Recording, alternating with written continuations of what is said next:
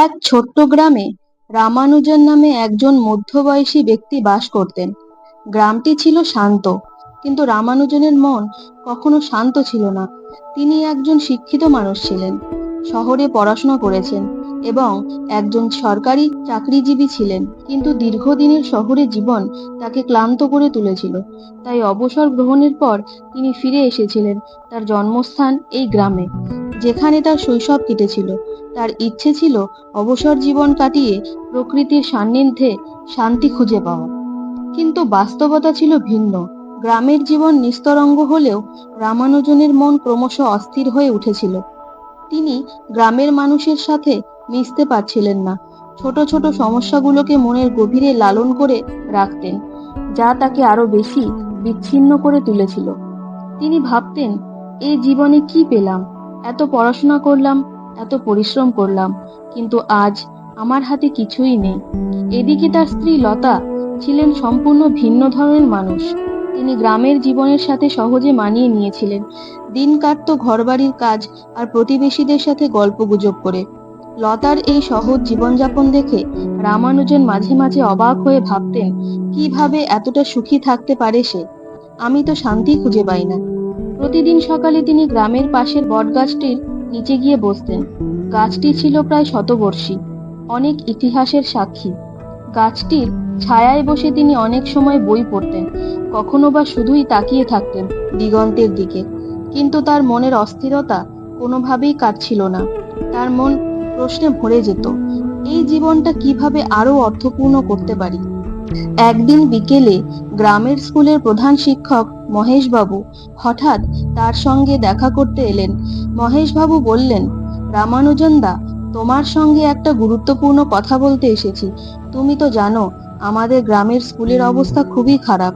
শিক্ষকও কম, আর ছাত্রদের মানসিকতাও তেমন উন্নত নয়। তোমার মতো শিক্ষিত একজন মানুষ যদি আমাদের স্কুলে সপ্তাহে 2 দিন এসে ক্লাস নাও, তবে খুব উপকার হবে। তুমি গ্রামের ছেলে মেয়েদের অনেক কিছু শেখাতে পারবে। রামানুজন প্রথমে দ্বিধাগ্রস্ত হলেন। তিনি ভাবলেন, আমি কি পারবো? এতদিন তো শুধু নিজের জন্যই কিছু করেছি, অন্যকে শেখানোর মতো কিছু কি আমি জানি? কিন্তু মহেশবাবুর কথায় তার মনে একটু আশার আলো জাগলো। তিনি বললেন, আচ্ছা, আমি চেষ্টা করতে পারি। সপ্তাহের প্রথম দিন যখন তিনি স্কুলে গেলেন, ক্লাসরুমের পরিবেশ দেখে তার মনে হলো গ্রামে শিক্ষার মান অনেকটাই পিছিয়ে আছে। ছেলেমেয়েরা একদম বুনিয়াদি জ্ঞানেও দুর্বল। তাদের চোখে কৌতূহল থাকলেও সেটা ঠিকভাবে বিকশিত হওয়ার সুযোগ পাচ্ছে না। রামানুজনের মনে হলো এখানেই তার কাজ করার সুযোগ। তিনি ধীরে ধীরে ক্লাসের দায়িত্ব নিতে শুরু করলেন।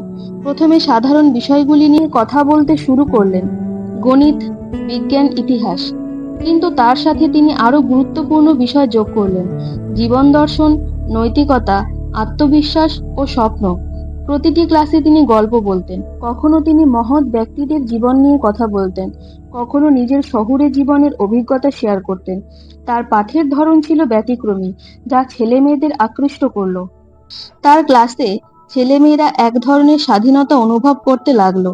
তারা নতুন কিছু জানার আগ্রহ নিয়ে প্রতিদিন আসতো। রামানুজন তাদেরকে শুধু বইয়ের শিক্ষা নয়, জীবনকে কিভাবে উপভোগ করতে হয় সেটাও শেখাতে শুরু করলেন। ধীরে ধীরে স্কুলের ছাত্রছাত্রীরা বদলে যেতে শুরু করলো।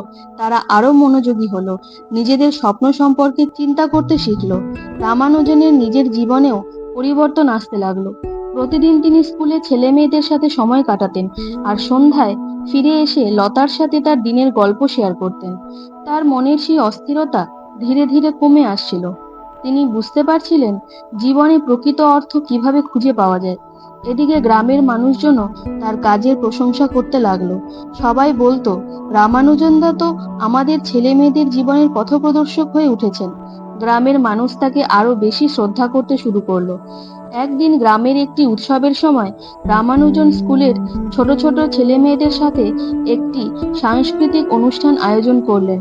তারা গান, নাচ এবং নাটক মঞ্চস্থ করলো। সেই অনুষ্ঠানে গ্রামের সব মানুষ উপস্থিত ছিল। রামানুজনের গর্বে বুক ভরে গেল, কারণ তিনি দেখতে পেলেন সেই ছেলেমেয়েরা এখন কত আত্মবিশ্বাসী আর সচেতন। তারা নিজেদের সীমাবদ্ধতা অতিক্রম করে নতুন কিছু করতে শিখেছে। অনুষ্ঠানের শেষে মহেশবাবু বললেন, রামানুজন দা, তুমি আমাদের গ্রামের শিক্ষা ব্যবস্থাকে এক নতুন দিশা দিয়েছ। আমরা তোমার কাছে চিরকৃতজ্ঞ। রামানুজন হেসে বললেন, আসলে তোমরা আমাকেই ধন্যবাদ দিতে পারো না। আমি তো নিজের অস্থিরতা থেকে মুক্তি খুঁজছিলাম, আর সেই খোঁজে তোমরা আমার সঙ্গী হয়ে গেলে। আমরা একে অপরকে অনেক কিছু শিখিয়েছি। সেই দিনটি রামানুজনের জীবনের এক মোড় পরিবর্তনকারী দিন ছিল। তিনি বুঝতে পারলেন, জীবনের অর্থ শুধুই ব্যক্তিগত সাফল্য বা নিজের জন্য কিছু অর্জন করা নয়। জীবনে প্রকৃত সুখ এবং শান্তি আসে তখন যখন আমরা অন্যের জীবনে কিছু ইতিবাচক পরিবর্তন আনতে পারি। তিনি বুঝলেন, জীবনের প্রতিটি দিনই নতুন সুযোগ এনে দেয়, যা আমরা উপলব্ধি করতে পারি যদি আমাদের মন সেই পরিবর্তন গ্রহণ করার জন্য প্রস্তুত থাকে। রামানুজনের সেই ছোট্ট উদ্যোগটি তাকে পুরোপুরি বদলে দিল। এখন আর তার মনে অস্থিরতা ছিল না, বরং প্রতিদিন তিনি নতুন উদ্যমে ছেলে মেয়েদের শেখানোর কাজে মনোনিবেশ করতেন। গ্রামের সবাই তাকে সম্মানের চোখে দেখত এবং তার নাম চারিদিকে ছড়িয়ে পড়ল। এভাবেই রামানুজনের জীবন এক নতুন পথে যাত্রা করল, যেখানে শুধু তিনি নিজের শান্তি খুঁজে পেলেন না, বরং অন্যদের জীবনেও পরিবর্তন আনতে সক্ষম হলেন। এ গল্প আমাদের শেখায়, জীবনের প্রকৃত অর্থ শুধু নিজের জন্য নয়, অন্যদের জন্য কিছু করা, তাদের জীবনে আলো জ্বালানো। আমরা যতই সমস্যায় থাকি না কেন, অন্যের মঙ্গল করতে পারলে আমাদের মনও শান্তিতে ভরে যায়।